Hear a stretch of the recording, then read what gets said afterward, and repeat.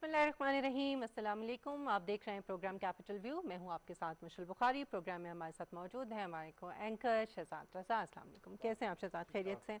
नाज़रीन, आज हम बात करेंगे वज़ीर आज़म इमरान खान साहब ने दासू डैम का दौरा किया और वहाँ पर जो हाइड्रो पावर प्रोजेक्ट है इसकी अहमियत के हवाले से उन्होंने गुफ्तगू की ख़ास तौर पर, और उन्होंने ये बताया कि ये मनसूबा पाकिस्तान के लिए ख़ास तौर पर जो पाकिस्तान की इंडस्ट्री है उसके लिए कितना अहम है, और मुल्क की सनत को जब ज़ाहिर है कि सस्ती बिजली जो है वो पैदा होगी तो इससे कितना फ़रोग मिलेगा और कितना ज़्यादा फ़ायदा होगा, इसके हवाले से उन्होंने गुफ्तगू की। नाज़रीन, दासू डैम जो है इसके हवाले से थोड़ा सा मैं आपको बताऊं कि फ़ेज़ 1 2025 में ये मुकम्मल होगा और इससे नेशनल ग्रिड में 2160 मेगावाट की फराहमी जो है वो शुरू हो जाएगी, जबकि जो इसका दूसरा फेज है उसमें जो कि 2029 में जो मुकम्मल होगा, और इसके बाद डैम की जो कैपेसिटी है उसमें 4320 मेगावाट जो है उस तक वो बढ़ जाएगी। सो आप इससे अंदाजा लगा सकते हैं कि ये कितना अहम है। अच्छी बात यह है कि अब इस पर काम शुरू हो चुका है और खास तौर पे कोविड के बावजूद एसओपीज को फॉलो करते हुए ये काम जो है इस प्रोजेक्ट के ऊपर जारी रहा। आज हम प्रोग्राम में हाइड्रो पावर से पैदा होने वाली जो बिजली है उसके फवायद के हवाले से गुफ्तगू करेंगे, और हमें ज्वाइन किया है lieutenant general retired Muzammil Hussain, chairman वापडा, हमारे साथ इस वक्त मौजूद हैं। बहुत शुक्रिया जनरल साहब आपके वक्त के लिए। जनरल साहब, ये जो दासू डैम का मंसूबा है इसके हवाले से खास तौर पे मैं जानना चाहूंगी कि इससे पाकिस्तान में जो बिजली पैदा करने की मजमूई लागत है उसको कम करने में किस हद तक जो है वो मदद मिल सकती है। थोड़ा सा अगर हमें आप इस हवाले से बताएं, फिर हम आगे गुफ्तगू बढ़ाएं। जी जनरल साहब। जी थैंक यू मशल। देखें, ये दासू प्रोजेक्ट जो हमारा सीरीज ऑफ प्रोजेक्ट अभी हम कर रहे हैं जी जिसमें हाइब्रिड है, यानी कि वाटर स्टोरेज भी है और हाइड्रो पावर प्रोडक्शन भी है, उसमें दासू की एक बड़ी यूनिक पोजीशन है। वो किस लिए है? जी वो इसलिए है कि पहली बात तो ये है कि दासू डिफ्रेंशिएट करता है कि ये वाटर स्टोरेज नहीं है, ये प्योरली हाइड्रो पावर प्रोजेक्ट है। सही। और इसकी जो टोटल पावर आप बता रही हैं, जैसे आपने बताया कि मोर देन 4000 मेगावाट है, दैट इज वन पार्ट। लेकिन इसमें जो एनर्जी है in terms of billion units, ये याद रखें कि दासू पाकिस्तान के जितने हाइड्रो पावर प्रोजेक्ट्स हैं उन सब में सबसे ज़्यादा मैक्सिमम नंबर ऑफ यूनिट से प्रोड्यूस करेगा और कमोबेश 21 बिलियन यूनिट से प्रोड्यूस करेगा। तो कंपैरिजन के लिए आप ये देखें कि हमारे पास जो बड़े प्रोजेक्ट्स हैं like Tarbela produces about 18 billion units, और इसी तरीके से दियामिर बादशाह जो हमारा एक सुपर मेगा प्रोजेक्ट है वो भी 18 बिलियन करेगा। वो ये दोनों वाटर स्टोरेज के साथ हैं। लेकिन Dasu itself will be producing 21 billion units a year. तो आप अंदाज़ा लगाएं कि that's a huge number, and definitely ये जो एनर्जी बास्केट है जिसको हम एक प्लान के तहत ऐसे लेके जा रहे हैं कि एनर्जी बास्केट में जो शेयर है हाइड्रो पावर का, उस पोटेंशियल का जो पाकिस्तान को कुदरत की तरफ से मौजूद है उसको मैक्सिमम यूटिलाइज किया जाए।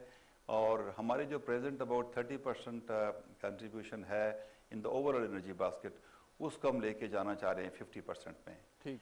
तो आप ये देखें कि प्रेजेंटली पाकिस्तान में जो टोटल जनरेशन है इन पावर ऑल इंक्लूसिव वो तकरीबन 120 बिलियन यूनिट्स एनुअली प्रोड्यूस हो रही हैं, और वापडा का शेयर है तकरीबन 37 बिलियन यूनिट्स का। ये तकरीबन 30-31% बनता है।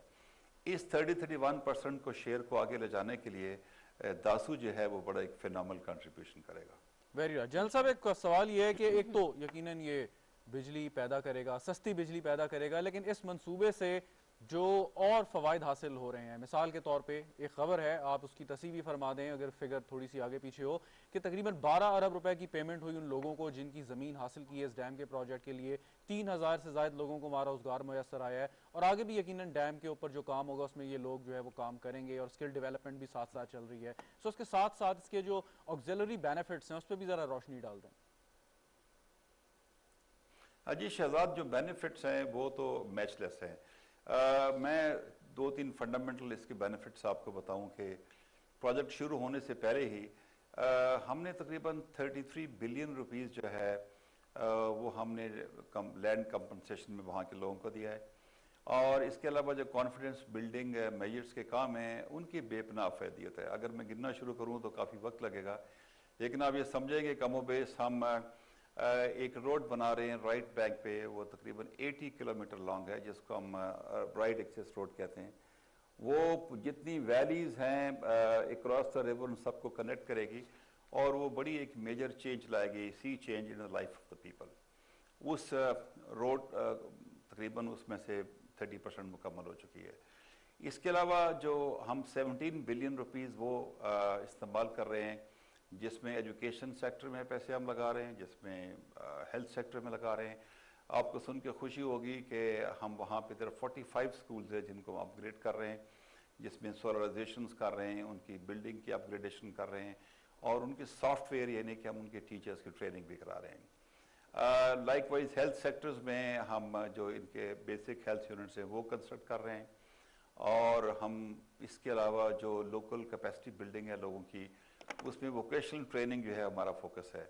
इस साल हमने अबाउट 132 वहाँ पे जो बच्चे हैं वहाँ पे उनको ट्रेनिंग दी है मुख्तलिफ स्किल सेट्स में, जो कि इसी कंस्ट्रक्शन के दौरान भी इस्तेमाल होंगे एंड वो आज के बाद भी इंशाल्लाह उनकी वो स्किल का एक हिस्सा बन जाएगा। इस साल उसी सिलसिले को आगे चलाते हुए हम 242 बच्चों को ट्रेनिंग दे रहे हैं। You will be glad to hear कि हमारा जो ये ट्रेनिंग रजीम है सारा, इसमें वहाँ बच्चों की ट्रेनिंग भी शामिल है और हम 25 से 30 बच्चों को ट्रेन कर चुके हैं मुख्तलिफ स्किल सेट्स में।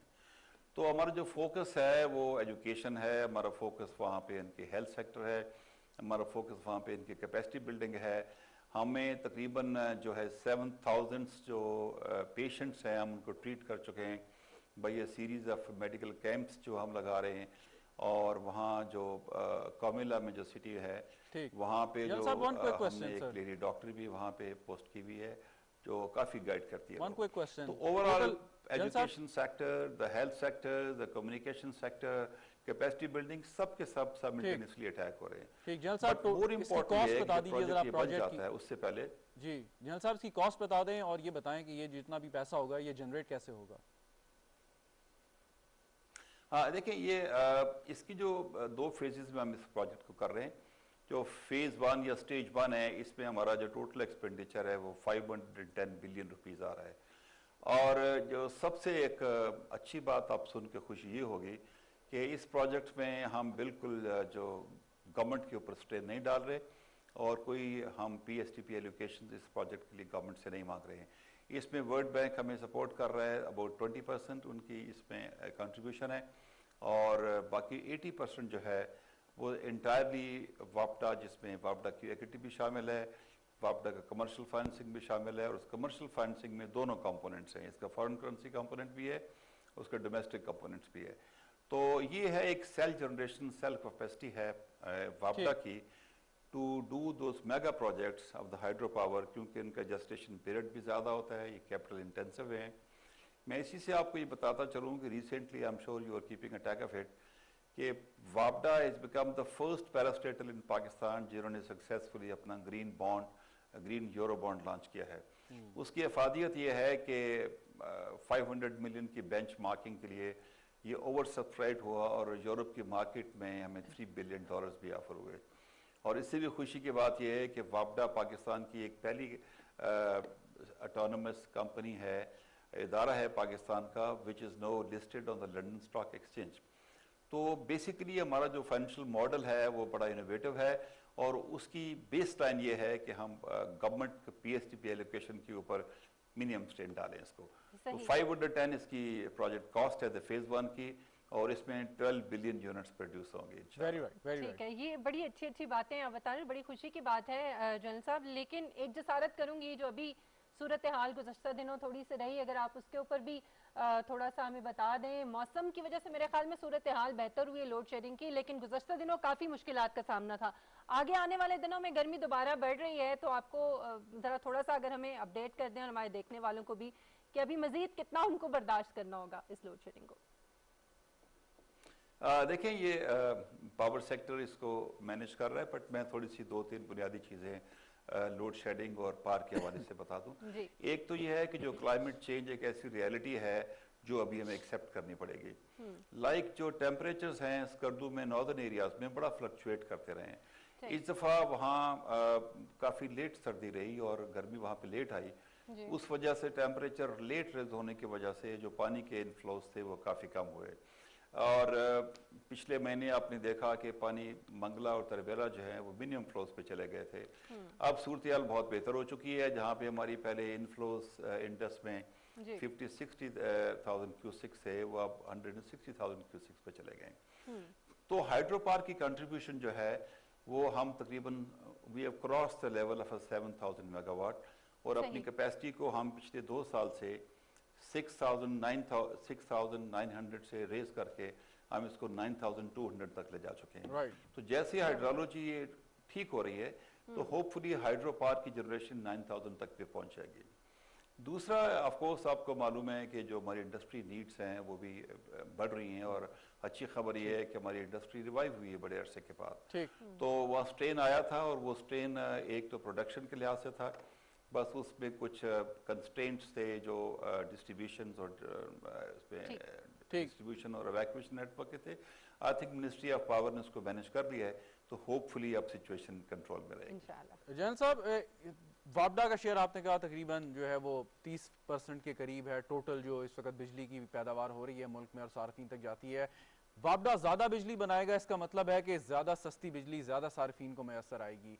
एक तो ये कि आइडियली कितना आपका टारगेट है कि वापडा अपना शेयर कितना बढ़ाए ये आईपीपीस के आने के बाद, जो जाहिर बात है कि महंगे दामों में बिजली मिल रही है, और दूसरे जो आपके 2 बड़े प्रोजेक्ट जिनका भी आप जिक्र भी कर रहे थे, मंगला और तरबेला का, उनकी कैपेसिटी के भी इश्यूज हैं। सो वो साथ साथ पैरेलल आप यकीनन लेके चल रहे होंगे, उसके बारे में क्या थोड़ा सा बताना चाहेंगे कि इन फ्यूचर क्या प्लान है उन 2 बड़े डैमों के बारे में? जी शहजाद, ये बहुत अच्छा आपने सवाल पूछा है। देखिए, जो हाइड्रो पावर का शेयर है ओवरऑल एनर्जी बास्केट में अबाउट 30% है, और मैंने आपको बताया कि 37 बिलियन यूनिट्स हमारी जनरेशन है अभी। अब 3 प्रोजेक्ट जो अभी इस वक्त बड़ा मैसिवली हम जिनको परसू कर रहे हैं वो ऑफ कोर्स दासू है, मोहम्मद है और भाषा है। मैं इन 2 की फिगर्स आपको बता दूं। खुशी आपको सुन के ये होगी कि मोहम्मद जो है वो 4 बिलियन यूनिट्स प्रोड्यूस करेगा, और Dasu will be producing about 21 billion units, और जो भाषा है वहाँ से 18 बिलियन यूनिट्स होंगी।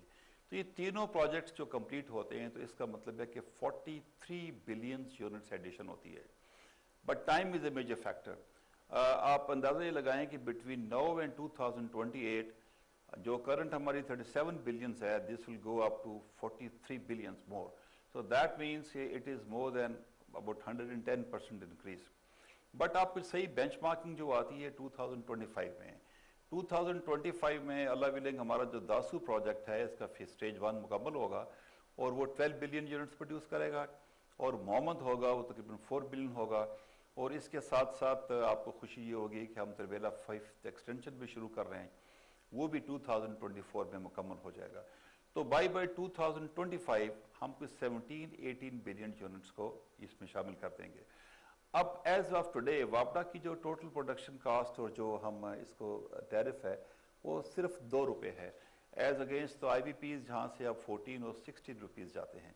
तो ये हमारी एक स्ट्रेटजिक कंस्ट्रेंट है। आई विश कि आज से कोई 20-30 साल पहले जो है इस स्ट्रक्चर्स को सही तरीके से रेज किया जाता, और IPPs के साथ जो एग्रीमेंट्स हैं उनकी क्लॉसेस ठीक होती।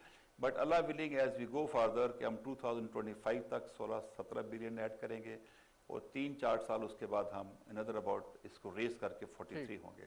तो हमारी समझ ये है कि तकरीबन 45 से 50% जब energy basket share hydro power का होगा तो इकोनॉमी ऑफ स्केल पे, और जो आपका थ्रेश होल्ड है मैक्सिमम इकोनॉमिक डेवलपमेंट का, वो that is the time will be crossing that. लेकिन 2024-25 तक इंशाल्लाह बहुत बेहतरी आ जाएगी, और आपकी जो टैरिफ है उनमें एक वाज़ेह कमी आ जाएगी। ठीक है। अच्छा जनरल साहब, एक अंदाजे के मुताबिक आज़ादिया पाकिस्तान के वक्त हर पाकिस्तानी के हिस्से में तकरीबन 5,600 क्यूबिक मीटर पानी आता था, जो अब कम होके 1,000 रह गया आज।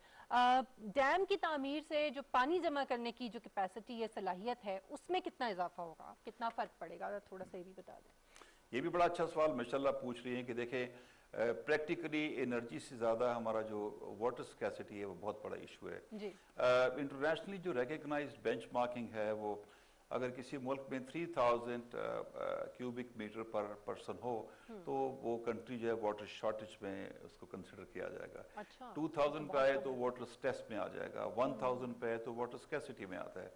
हम लोग 5000 से कम होके 948 पे आ चुके हैं।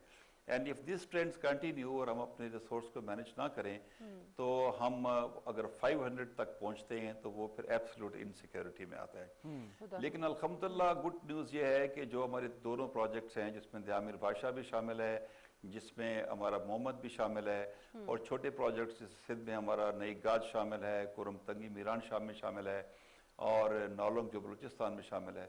तो ऑल टोल्ड बाय अबाउट 2028 हम 12 million acre feet water add करेंगे, जो कि तकरीबन 95% प्रेजेंट स्टोरेज का है।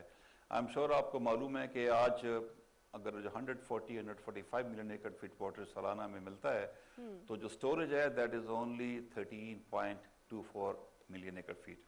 तो देल be a increase of about 95 to 100% जब ये दोनों तीनों प्रोजेक्ट्स हम कर लेंगे।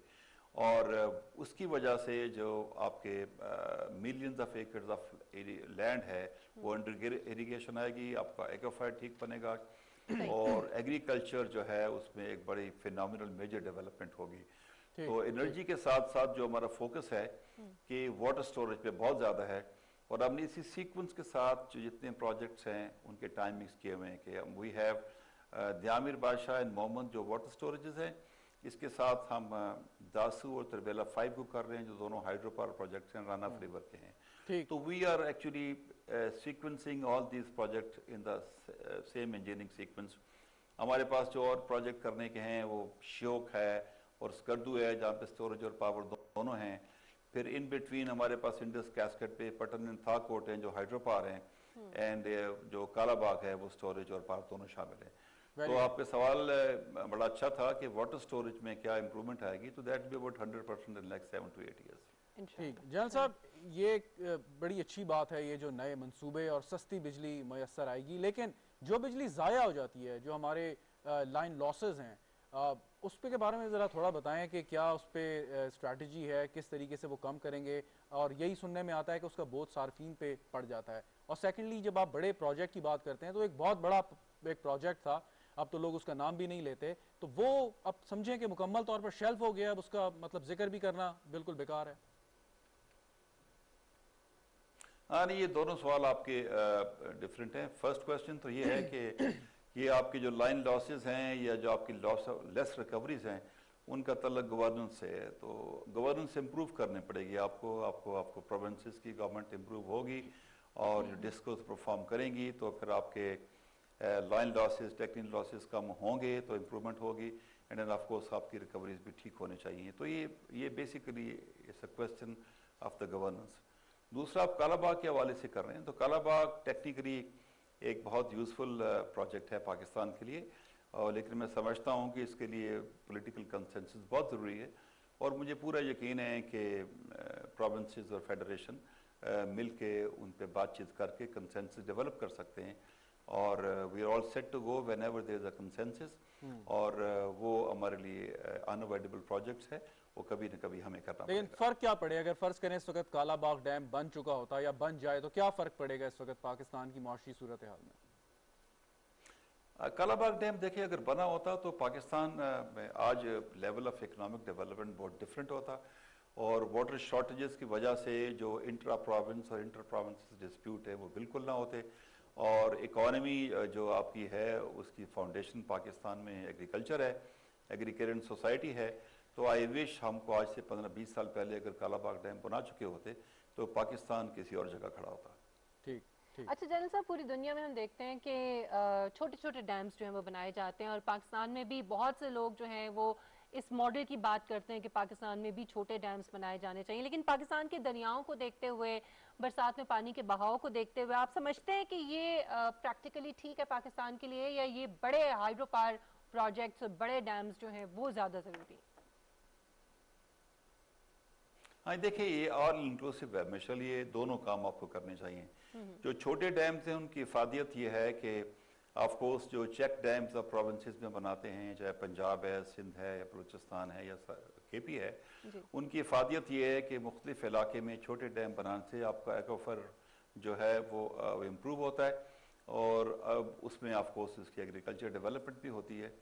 लेकिन जहाँ तक मेगा डैम का ताल्लुक है, वो अनअवॉइडेबल इसलिए हैं कि आप इकोनॉमी ऑफ स्केल पे जो आपकी इकोनॉमिक डेवलपमेंट है, जो आपको एग्रीकल्चर डेवलपमेंट चाहिए मुल्क में, जो 20 to 30 मिलियन एकड़ मोर लैंड्स को आप एग्रीकल्चर में लाना चाहते हैं, उसके लिए मेगा डैम बनाने बहुत ज़रूरी हैं, क्योंकि स्टोरेजेस जो है वो हमें we have to take our storage to 30 million acre feet.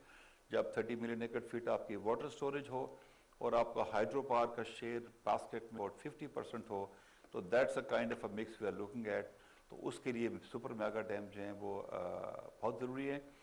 But जो छोटे डैम्स हैं उनके बनाने की बहुत एडवांटेजेस हैं, और 18th अमेंडमेंट के बाद जो फंडिंग मैकेनिज्म है वो बड़ा it is in favour of the provinces, और प्रोविंसेस को कैपेसिटीज के इश्यूज हैं, but I am very sure अभी नई डायरेक्शन के साथ प्रोविंसेस जो हैं वो छोटे डैम्स के ऊपर भी फोकस करेंगे। जनरल साहब, एक आखिरी सवाल मेरी तरफ से वो ये कि बहुत बड़ा एक इशू है और अक्सर अखबारात में भी आता है कि वापडा के अरबों रुपए के ड्यूज हैं प्राइवेट सेक्टर पे भी, पब्लिक सेक्टर पे भी, जो पैसे वापडा को अदा करने हैं, तो वो वक्त पर अदा नहीं किए जाते, जिसकी वजह से आगे आपका भी निज़ाम चलाना मुश्किल होता है, आपने भी आगे पेमेंट्स करनी है। उसके लिए किस तरीके से इसको स्ट्रीमलाइन आप करने की कोशिश करें, और इस वक्त एग्जिस्टिंग सिचुएशन क्या है? देखें, वापडा पाकिस्तान का वो इदारा है जो पाकिस्तान की इकोनॉमी को और पाकिस्तान की डेवलपमेंट को एक सेंट्रल फंडामेंटल पिलर है। वापडा क्योंकि 2 रुपए की बिजली प्रोड्यूस कर रहा है, IPP 14 से 16 कर रही हैं, तो CPPA वो इदारा है जो बास्केट में सारी एनर्जी को इकट्ठा करके आगे डिस्ट्रीब्यूट करता है। तो जो टोटल आपको टैरिफ अभी डिटर्मिनेशन हो रही है, वापडा एक बहुत फिनोमिनल एडिशन करता है इन लोअरिंग द टैरिफ इन पाकिस्तान। तो एक तो जो आम सारिफ को जितने पैसे देने जा रहे हैं, खुदा न खास्ता अगर ये 2 रुपए की बिजली 37 बिलियन ना होती तो फिर आपका टैरिफ 21, 22, 23 रुपए होता। अनफॉर्चुनेटली क्योंकि over a period of time Pakistan की इकोनॉमिक कंडीशन ठीक नहीं रही, तो वापडा जितनी अपनी जनरेशन करता है उसके रिसीवेबल गवर्नमेंट की तरफ 247 बिलियन रुपीज़ हैं विच गवर्नमेंट ओज टू द वापडा। और डिस्पाइट दैट वापडा ने अपने फाइनेंशियल मॉडल ऐसे बनाए हैं, जैसे अब मैंने दासू की आपको एग्जांपल दी कि दासू में 80% फंडन इज ऑफ द वापडा। इसके अलावा जो मेजर प्रोजेक्ट्स हम दियामिर बादशाह और मोहम्मद कर रहे हैं, वहाँ पे भी 70-80% जो इसकी फंडिंग है वापडा खुद इसको अफोर्ड कर रही है। तो हमारी गवर्नमेंट के साथ अक्सर डिस्कशंस चलती हैं कि IBPs को तो उनके टैरिफ रेवेन्यू मिलता रहता है, बट वापडा बीइंग अ गवर्नमेंट ऑर्गेनाइजेशन हमारे रिसीवेबल्स काफ़ी पाइल अप हो गए हैं, और लेटली द प्राइम मिनिस्टर ने डायरेक्शन भी दी है, hopefully you should be getting our dues back early, because वो उसी फंड्स को फिर हमने रीप्लो करना होता है development, and that is how we can continue to develop more projects and bring prosperity to Pakistan. बहुत शुक्रिया lieutenant general retired Muzammil Hussain साहब आपके वक्त के लिए, और बड़ी ही खुशाइंद ये डेवलपमेंट्स हैं शहजाद जो हो रही हैं अब कम से कम इतने अरसे के बाद। वो काम जो शायद बहुत पहले होना चाहिए था वो शुरू हुआ है, और ये डैम्स के ऊपर काम जो है वो हो रहा है, जारी है इसकी तामीर, और इंशाल्लाह बहुत जल्द, थोड़ा सा वक्त लगेगा, इंतजार करना होगा, लेकिन फिर उसके बाद हम देखेंगे। और देखें, अब आज से जो जनरल साहब बात कर रहे थे, कुछ अर्सा पहले तक सिर्फ वापडा ही था और वापडा ही जनरेट करता था, लेकिन क्योंकि बिजली का बहरान, फिर IPPs आए और जिस तरीके से थर्मल सोर्सेज से ये बिजली की पैदावार शुरू हुई, तो जनरल साहब बिल्कुल ठीक कह रहे हैं कि सस्ती तरीन बिजली एक तरफ 13-14 रुपए पर यूनिट बिजली आपको कॉस्ट कर रही है, दूसरी तरफ 2 रुपए।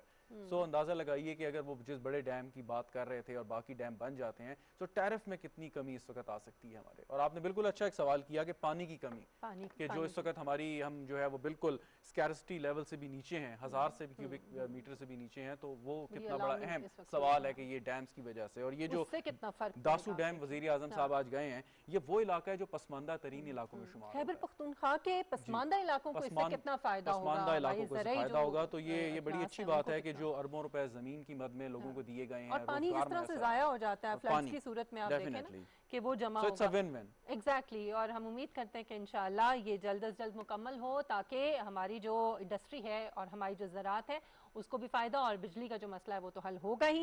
नाज़रीन, यहाँ पर एक मुख्तसर सा ब्रेक लेंगे और ब्रेक के बाद हम बात करेंगे जो कुछ गुज़श्ता दिनों कौमी असम्बली के अंदर होता रहा और फिर कुछ इल्ज़ामात जो है वो लगाए गए उस हवाले से भी, और दूसरा ओवरसीज़ पाकिस्तानियों को वोट का हक देने के हवाले से भी बात करेंगे जिस पर सियासत भी शुरू हो गई है। एक ब्रेक लेते हैं, हमारे साथ रहिएगा।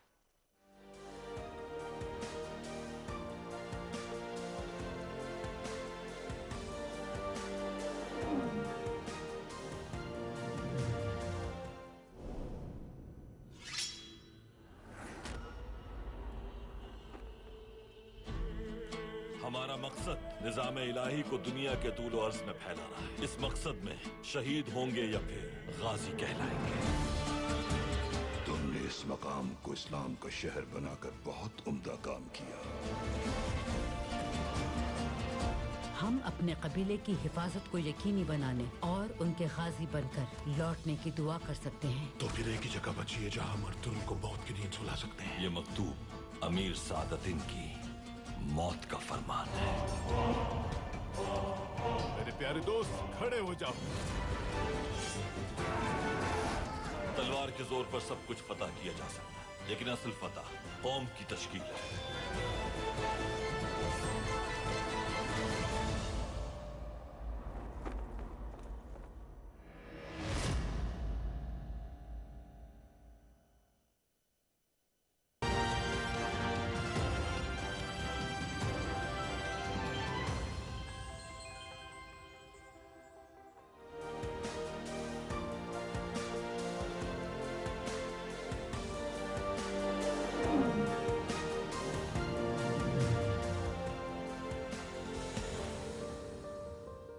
Welcome back. नाज़रीन, हमने देखा कि गुज़श्ता दिनों जिस तरह से कौमी असम्बली के अंदर अवाम के नुमाइंदों ने जो किरदार जो है वो अदा किया और उसके बाद उसमें स्पीकर का एक बड़ा इंपॉर्टेंट रोल होता है और स्पीकर कौमी असम्बली और डिप्टी स्पीकर जो हैं उन दोनों का भी हमने देखा कि उन्होंने बड़ी कोशिश की कि मामलात को जो है वो मुनासिब तरीके से बैलेंस के साथ जो है वो हल किया जाए, लेकिन इल्ज़ामात लगाए गए उन पर। इसी हवाले से कुछ वजाहत के लिए इस वक्त हमें ज्वाइन किया है स्पीकर कौमी असम्बली असद कैसर साहब हमारे साथ मौजूद हैं।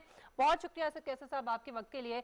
असद साहब, ये इल्ज़ामात जो कुछ लगाए जा रहे हैं और कुछ आप खुद भी चाह रहे थे कि इसके हवाले से आप बात करें और इसकी जो है वो वजाहत एक प्रेस रिलीज की सूरत में भी आपने जारी की है, मैं चाहूंगी कि ये वजह क्या है, क्यों ये, क्या जानबूझ के ये इस तरह से बात को जो है और मामले को बिगाड़ा जा रहा है या खराब किया जा रहा है?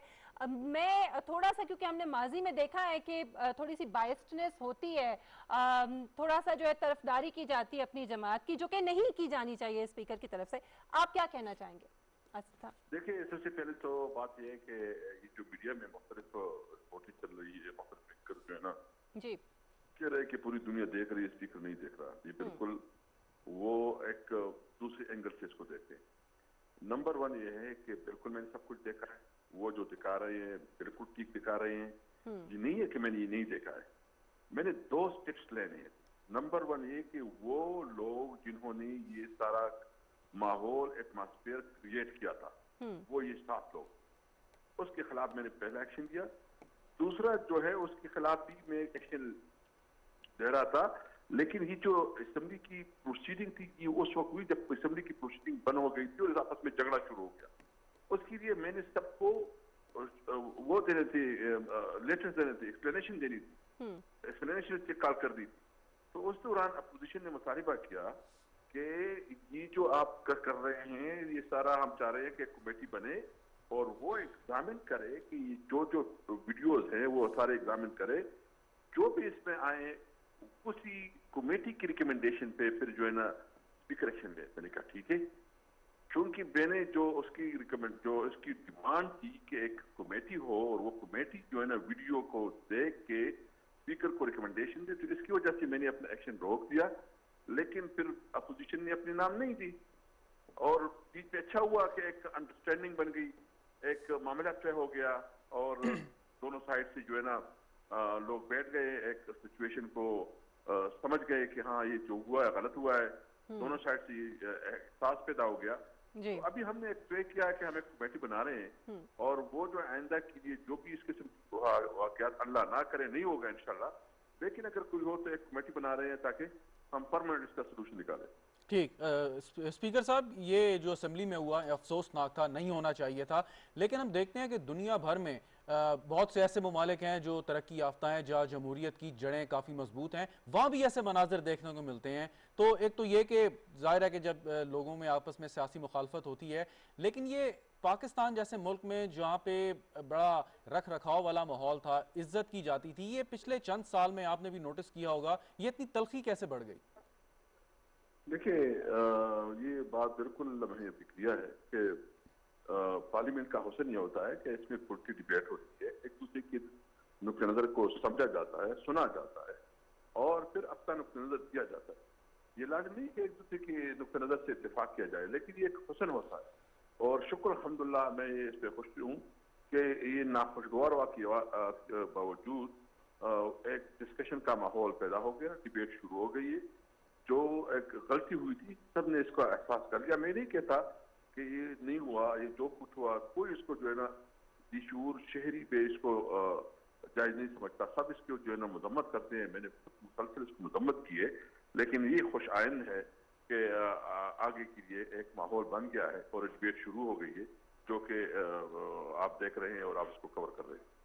अच्छा असद साहब, हमने ये देखा कि मामलात किसी हद तक तय पा गए। पहले जो है वो ये सारा का सारा जो कुछ भी हुआ और उसके बाद फिर अपोजिशन और हुकूमत के दरमियान मुफाहमत एक तरह से इस मामले के ऊपर हो गई कि जो एहतराम है पार्लियामेंट का उसको कायम रखा जाए।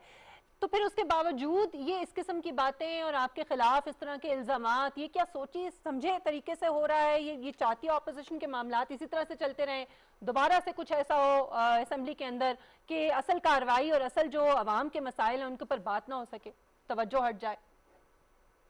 देखो, हर पार्टी में मतलब मुख्तलिफ मिजाज के लोग होते हैं जी, तो कुछ लोग की ख्वाहिश भी है कि चीजें जो है ना वो उसकी फेवर में यही है कि माहौल में तरक्की हो और ये हो, वो शायद उसके लिए बेहतर हो। लेकिन मेजॉरिटी जो है ना ये चाहती हैं कि मामला चले। मेरी कोशिश ये है कि जो भी कहे मैं जो रूल्स है, कानून है, जो असेंबली की प्रोसीडिंग उसके मुताबिक चलाऊँ। ठीक, स्पीकर साहब, ये हाउस बिजनेस एडवाइजरी कमेटी का एक बहुत अहम रोल होता है और जब भी इजलास आप प्रेसिडेंट साहब तलब करते हैं तो पहले रूल्स ऑफ द गेम तय कर लेते हैं कि कैसे बात करनी है, किस तरीके से चलना है अगर बिल पेश होगा। तो ये जो इंटरेक्शन है इसको बढ़ाने के लिए आप क्या करेंगे आगे? अपोजिशन और हुकूमती कुछ अराकीन ऐसे हैं कि जो मतलब आपस में बात करना पसंद नहीं करते, तो कैसे इस चीज़ को आप इंश्योर करेंगे? इसके लिए कमेटी हम बना रहे हैं और वो कमेटी जो है ना मामला करेंगे। सही। अच्छा, ये मैं देख रही थी प्रेस रिलीज, इसमें हुकूमत और अपोजिशन अरकान पर ये वाजे किया गया है कि कवायद और पार्लिमानी रिवायात पर कोई समझौता नहीं किया जाएगा। स्पीकर साहब, अगर आइंदा आने वाले दिनों में दोबारा ये सब कुछ खुदा ना खास्ता अल्लाह ना करे इस किस्म की कोई नौबत आती है तो फिर क्या कोई सख्त कार्रवाई, इससे ज्यादा सख्त कार्रवाई और कोई सजा बाकायदा तौर पर दी जाएगी? क्या इसके हवाले से भी कोई लाएमिल तय किया गया? जो कानून के मुताबिक होंगे, ऑप्शंस होंगी, कानून के मुताबिक इंशाल्लाह पूरी ऑप्शंस को इस्तेमाल किया जाएगा। बिल्कुल ठीक। ठीक है, बहुत शुक्रिया असद कैसर साहब आपके वक्त के लिए। और ये बड़ा ज़रूरी था कि जिस तरह से मामलात को उछाला जा रहा है शहजाद और बात को बढ़ाया जा रहा है, शायद कुछ और इसके मुज़मरात जो हैं वो हो सकते हैं या कोई और मकासद हो सकते हैं कि खुदा न खास्ता फिर से इस तरह की कोई सूरत हाल पैदा की जाए और फिर इस तरह से बदमज़गी जो है बदमज़गी हो पार्लियामेंट के अंदर। तो बड़ा ज़रूरी था कि वजाहत जो है वो इस हवाले से कर दी जाती है और शायद इसी वजह से असद कैसर साहब खुद भी ये चाह रहे थे और हम भी ये चाह रहे थे कि उनकी अच्छा, मैंने जो सवाल किया ना, असूलन नहीं होना चाहिए ये गालम गलौच, ये लड़ाई मारकुटाई नहीं होनी चाहिए, लेकिन अगर हो भी जाए तो कोई ये ऐसी बात नहीं है कि सारा कुछ खत्म हो गया कि पार्लियामान का वो तकद्दुस जो है हम बिल्कुल सोचेंगे जी पार्लियामान का कोई फायदा नहीं है और ये वैसे ही एक डिबेटिंग क्लब। अक्सर ये आपने सुनी होंगी बातें और खास तौर पे इस माहौल के बाद, इस तरह के इवेंट के बाद, ओकेजन के बाद ये चीज आती है। बड़े बड़े आप कोरिया की मिसाल लें, वहां तो फिस्ट फाइटिंग बाकायदा होती है। जापान की आप मिसाल लें, बहुत सारे ऐसे ममालिक हैं जहाँ पे पार्लियामेंटेरियंस आपस में not justifiable, but the thing is के आपका एक सिस्टम डेवलप है, कुछ लोगों की वजह से वो माहौल खराब हुआ, लेकिन यहाँ पर सवाल उस पूरे इदारे पर आप उठा देते हैं कि जी पार्लियामानी निज़ाम नहीं चल रहा, इसके बजाय या कोई दूसरा निज़ाम लेके आए, ये असेंबलियों में लोगों के लाने का फायदा नहीं है, ये ऐसे हैं, ये सिर्फ जो है अपने सियासत के लिए पीछे भागे हैं। तो जो पार्लियामेंटेरियंस हैं, चाहे उसका ताल्लुक अपोजिशन से हो या हुकूमती बेंचेस से, वो बड़ी मेहनत करके आते हैं और उसमें आप चंद लोगों की वजह से सबको जीरो नहीं कर सकते। तो ये बड़ी अहम बात है कि एक माहौल खराब हुआ, स्पीकर साहब अभी बता रहे थे, उन्होंने कोशिश की कैसे ठीक होगा, आगे कैसे चलेगा। अब आप देखें ना, परसों की एक खबर थी, शहबाज शरीफ साहब और बिलावल भुट्टो जरदारी साहब ने ये आपस में तय किया, जो खबर आई कि स्पीकर साहब के खिलाफ हम अदम एतमाद लेके आएंगे। अब लेकिन डेप्यूटी स्पीकर के खिलाफ उनके खिलाफ तो उन्होंने करी दी थी, जो वापस ले ली। क्वेश्चन इज, अब वही स्पीकर हैं, आप वही हाउस चला रहे हैं, आप बैठे हैं, शहबाज शरीफ साहब ने 2.5 घंटे की तवील तकरीर भी की है उन्हीं के सामने जिनके बारे में आप ये फैसला करके निकल रहे थे और मीडिया को आपने बताया। सो द पॉइंट इज कि आपस में बात हुई, अफाम तफहीम हुई, कुछ ना कुछ इसमें रोल कुछ लोगों ने प्ले किया और माहौल ठीक हो गया। सो ये चीज़ें बिल्कुल मेरे ख्याल में फ्रिवलेस हैं कि आप एक फैसला कर लें, और गलती हो सकती है दोनों तरफ की हो, लेकिन आपने एक सिस्टम को रन करना है, इदारे को रन करना है, और चंद लोगों की वजह से मेरे ख्याल में पूरे इदारे की सैंक्टिटी को या उसकी एफिकेसी या उसकी सुप्रीमेसी को अंडर क्वेश्चन नहीं लाना चाहिए। अच्छा, इसमें एक कमेटी अब बना दी गई है पार्लियामेंटेरियंस पर मुश्तमिल। हम उम्मीद करते हैं कि इस हवाले से कोई ख़ास तौर पे लाएमिल जो है वो तय किया जाएगा, ताकि आइंदा इस किस्म की नौबत जो है वो कम से कम ना आए। नाज़रीन, एक ब्रेक लेते हैं, ब्रेक के बाद वापस आएंगे तो अपने अगले मौजू की तरफ बढ़ेंगे। अच्छा चले, ब्रेक मुझे बताया जा रहा है कि नहीं है, हम अपने प्रोग्राम को आगे बढ़ाएंगे। इससे पहले नाज़रीन, इलेक्शन कमीशन ने अपनी रिपोर्ट में इंटरनेट वोटिंग के हवाले से जो है वो ये कहा था कि वो गैर महफूज है, और हमने जो है वो जो ओवरसीज़ पाकिस्तानी हैं उनको वोटिंग का हक जो है वो देने के हवाले से भी बात की, और ये आने वाले दिनों में इसके हवाले से हम मज़ीद गुफ्तगू करेंगे। हम चाहते थे कि स्पीकर कौमी असम्बली से भी इस हवाले से हम बात करें। बहरहाल ईरान में नाज़रीन नए सदारती इंतखाबात जो हैं वो आज यानी 18 जून से जो है वो शुरू हो चुके हैं, जबकि तज्ज़ियाकार ये कह रहे हैं कि अमेरिका और ईरान का जो जौहरी जो डील है उस पर असरअंदाज हो सकते हैं इंतखाबात, क्योंकि कदरे जो थोड़े मोतदल सदर हसन रूहानी साहब जो थे उनके साथ तो मुज़ाकरात जिस तरह से हो रहे थे और वो लग रहा था कि उसमें कोई ब्रेक थ्रू होगा, अब उनके बाद अगर कोई रिजिड जो सदर है वो ईरान में आ जाते हैं तो फिर जाहिर है कि सूरत हाल मुख्तलिफ भी हो सकती है। क्या इसके असरात हो सकते हैं, इस हवाले से हम गुफ्तगू करेंगे। शहजाद, आप इस पे क्या कहेंगे? आपको लगता है क्योंकि जो 4 उम्मीदवार हैं उनमें से 3 जो है उनका ताल्लुक रिजिड थोड़ा सा सख्तगीर। एग्जैक्टली, डॉक्टर कंदील अब्बास साहब भी हमारे साथ, उनसे भी बात करते हैं। लेकिन माई टेक इज कि एक तो ईरान का जो सिस्टम है कि जो गार्डियन काउंसिल कुछ लोगों को अब वो अप्रूव करती है कि वो इंतखाबात में हिस्सा ले सकते हैं। सो जो क्रिटिसिज्म वो ये है कि उन्होंने पहले ही अक्सरियत जो मॉडरेट समझे जाते थे उन लोगों को आउट कर दिया, जिसमें हसन रूहानी साहब के कुछ जो रफ़क़ाकार भी थे, और अब जो नाम आ रहा है सिर्फ वो इनका फॉर्मर जज इब्राहिम रईसी साहब का नाम आ रहा है, जो कि हार्ड लाइनर समझे जाते हैं। तो यही मैं सवाल करूंगा डॉक्टर कंदील से। डॉक्टर साहब, ये जरा फरमाइएगा कि अब बात हो रही थी, ये इसको लोग जो है एक रेफरेंडम का नाम भी दे रहे हैं कि किस तरीके से अमेरिका के साथ न्यूक्लियर डील का मामला हो या सैंक्शंस हटाने का मामला हो, तो एडमिनिस्ट्रेशन जो हार्ड लाइनर है वो समझते हैं नाकाम रही है। लेकिन अगर आप हसन रूहानी को अगर रिप्लेस करते हैं इब्राहिम रईसी साहब, तो आपके ख्याल में मामला तो मजीद खराब नहीं हो जाएंगे या ये ईरान बेहतरी की तरफ जाएगा? जैसे आपने स्टार्ट में कहा कि इन इंतखाबात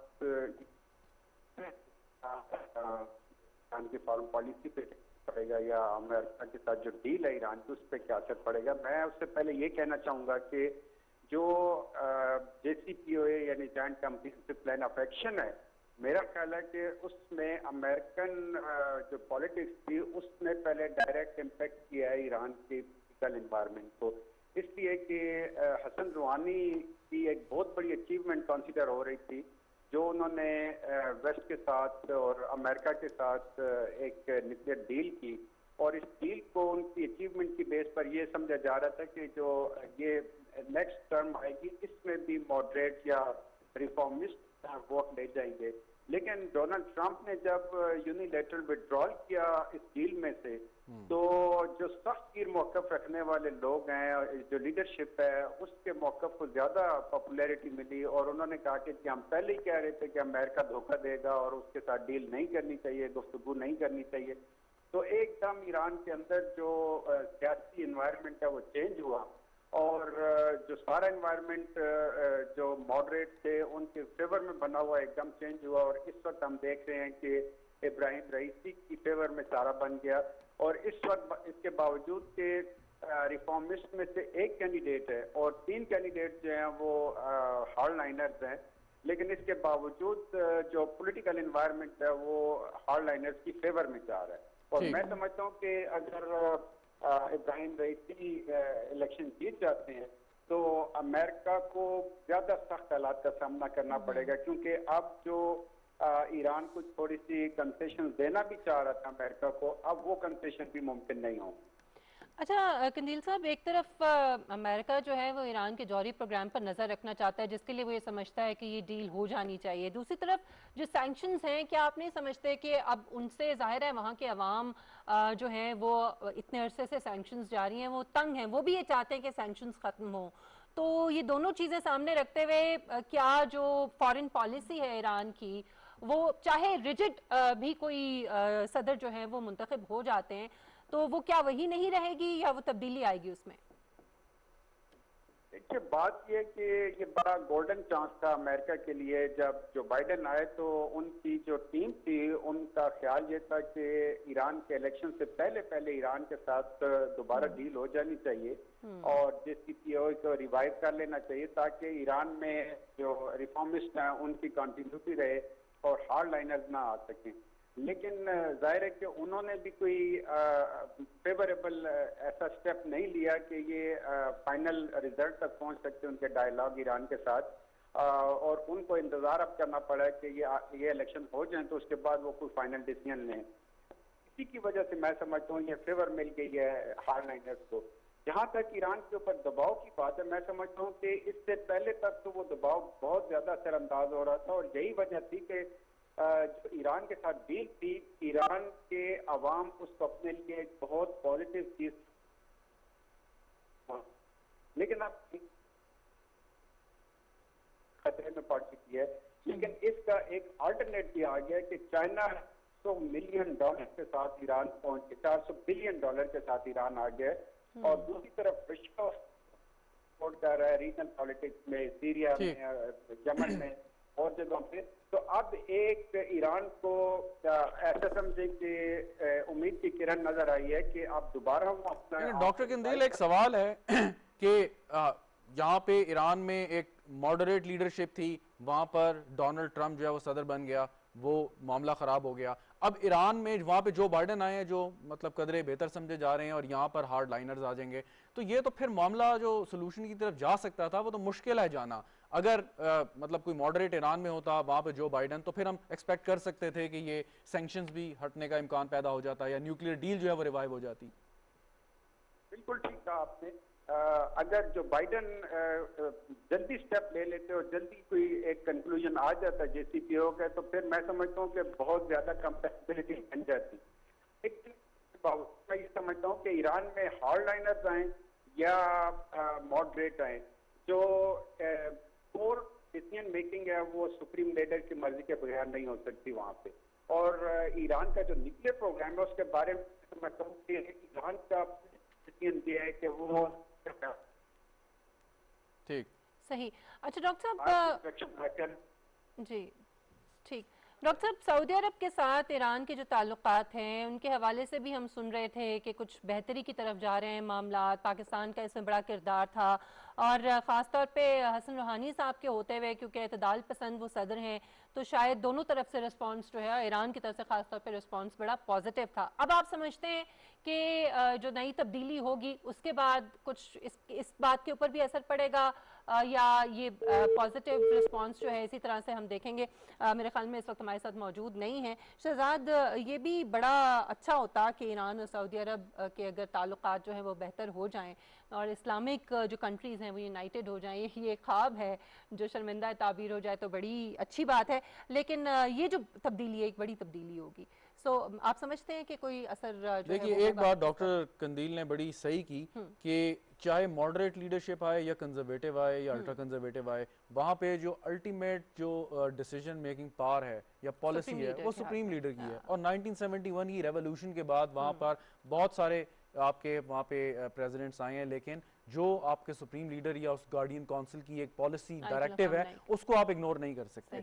और मेरे ख्याल में सऊदी अरब के साथ यकीनन वहाँ पे MBS जो हैं वो चाह रहे हैं ओपन अप करना माजरत बहुत सारी उन्होंने तब्दीलियां की हैं। तो इसमें ईरान का और सऊदी अरब का अगर कोई तस्फिया हो जाता तो इससे अच्छी बात ही नहीं थी कि हम जो एक डिवाइडेड डिवीजन की बात करते हैं।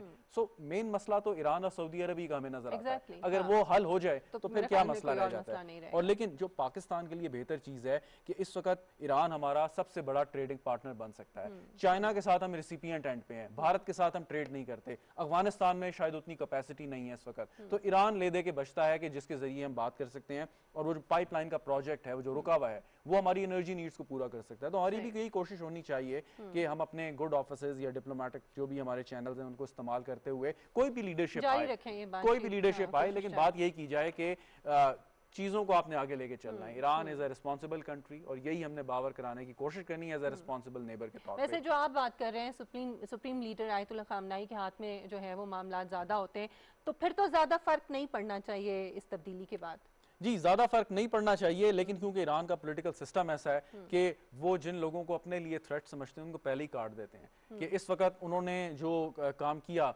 कि बहुत सारे लोग, हंड्रेड्स ऑफ पीपल वो अप्लाई करते हैं कि जी हम लड़ना चाहते हैं इलेक्शन, लेकिन उनको माइनस कर दिया जाता है। हसन रूहानी के बहुत से करीबी साथी लड़ना चाह रहे थे, लेकिन उनको उन्होंने नहीं इजाजत दी। सो अब आप जब उन्हीं लोगों को क्लियर करेंगे कि जिनको आप समझते हैं कि आपके इंटरेस्ट को या आपकी आइडियोलॉजी को उन्होंने सर्व करना है, सो फिर इलेक्शन की एफिकेसी या उसकी ऑथेंटिसिटी पे तो हम सवाल ही नहीं करते, ईरान का इंटरनल मैटर है ये। लेकिन बात वहाँ पे आती है कि आप फर्क देखें ईरान के साबिक सदर अहमदीनेजाद में और हसन रूहानी में। इवन के बड़े जो क्रिटिक्स थे ईरान के, उन्होंने भी हसन रूहानी को अप्रिशिएट किया कि ये वो शख्स है कि जो लेके चल सकता है आगे मामलात को और ईरान और अमेरिका के। लेकिन हमारी सबकी बदकिस्मती कि डोनाल्ड ट्रंप नाम का एक शख्स जो है वो अमेरिका पे मुसल्लत हुआ और उसने सारे का सारा मामला बिगाड़ा। और वो ठीक कह रहे थे कि प्रेसिडेंट बाइडेन थोड़ा लेट हो गए, लेट से मुराद लेकिन ये कि अभी उन्होंने हाल ही में अपना चार्ज लिया है, तो होपफुली के चीजें जो है आगे चलेंगी। अच्छा, इसमें जो कंदील अब्बास साहब कह रहे थे ना कि जो सर्वेज सामने आए हैं उसमें अवाम का जो रुझान है वो हार्ड लाइनर्स की तरफ ज़्यादा है। सो ये चीज़ जो है, ये जो इतने सालों में हसन रूहानी साहब का जो एक किरदार था और हम एतदाल पसंद उनको कह रहे हैं, अवाम का नज़रिया कुछ मुख्तलिफ। आपकी बड़ी स्टडी है ईरान के हवाले से, तो मैं चाहूँगी कि अगर आप इसके ऊपर थोड़ी सी देखिए। ईरान के अवाम जो हैं वो बहुत ज़्यादा चीज़ों को समझते भी हैं, लेकिन वो इलाकाई जो मामलात हैं उनसे भी मुतासिर होते हैं। अब जो इजराइल ने फ़लस्तीन के साथ किया, इजराइल बरमला ईरान को सबसे बड़ा दुश्मन कहता है, सो वो चीज़ का रुझान। और फिर आपको याद होगा रेवोल्यूशनरी गार्ड के जनरल सुलेमानी को जो जिस तरीके से जिनको टारगेट किया, वो भी गुस्सा उनके अभी तक वो जख्म उनके जहनों में ताज़ा है। तो मेरे ख्याल में ये बहुत सारे मामलात जो हैं ये इकट्ठे होके उनको मजबूर करते हैं कि हमने जो है अपने तौर पे ये हुकूमत भी करनी है और आगे जवाब भी उसी तरीके से देना है। चलिए देखते हैं कि बाज के नताइज जो है वो इंतखाबात के जब आएंगे सामने, और देखते हैं कि कौन जो है वो फाइनली मुंतखब होके ईरान का सदर जो है वो सामने आता है, और फिर जो फॉरेन पॉलिसी है वो क्या होती है, ख़ास तौर पे ईरान और अमेरिका की जो जौहरी डील है इसके बहाल होने के हवाले से क्या किस तरह से डिसीजंस लिए जाते हैं और क्या मज़ीद मुश्किलात का सामना जो है वो इसमें देखने को मिलता है। ये तो आने वाले दिनों में ही पता चलेगा। प्रोग्राम का वक्त यहाँ पे ख़त्म होता है। मिशेल बुखारी और शहजाद रज़ा को इजाज़त दीजिए। अपना बहुत ख्याल रखिएगा। अल्लाह हाफ़िज़।